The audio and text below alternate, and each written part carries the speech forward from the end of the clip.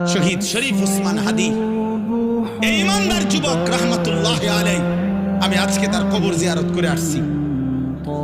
তো এই ইমানদার যুবক, আমার মাটির এই সাহসী সন্তান, এই ইমানদার যুবক প্রমাণ করেছে একই সাথে ঈমান এবং দেশপ্রেম একসাথ করে শুক্রবার জুমার নামাজ পড়ে গুলিবিদ্ধ হয়ে মহান আল্লাহর কাছে নিজেকে পেশ করছে।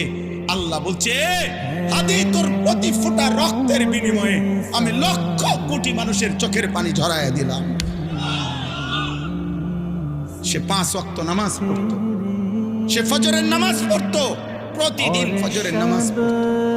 সে আল্লাহর কোরআনের হাফেজ ছিল, সে রাসূলুল্লাহ সাল্লাল্লাহু আলাইহি সাল্লামের হাদিস স্পষ্ট বিশুদ্ধ কোরআন পড়তে পারতো, হাদিস পড়তো। তার বাবা আলেম ছিলেন, তার মা পর্দানশীল, তার স্ত্রী পর্দানশীল, সে নিজে মাদ্রাসায় পড়ুয়া ছাত্র ছিল। হ্যাঁ বাবা, একই সাথে তার কলিজায় ঈমান ছিল, একই সাথে তার কলিজায় দেশপ্রেম ছিল।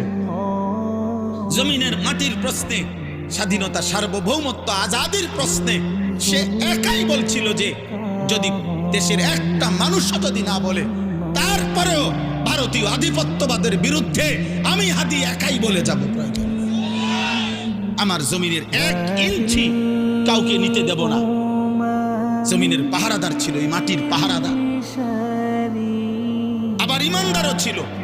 এই জন্য দোস্ত, রাজনীতি আরো অনেকে আগেও করছে, এখনো করবে, কিন্তু এই পরিমাণ মানুষের চোখের পানি অঝরে ঝরানো এটা কঠিন, এটা কঠিন, এটা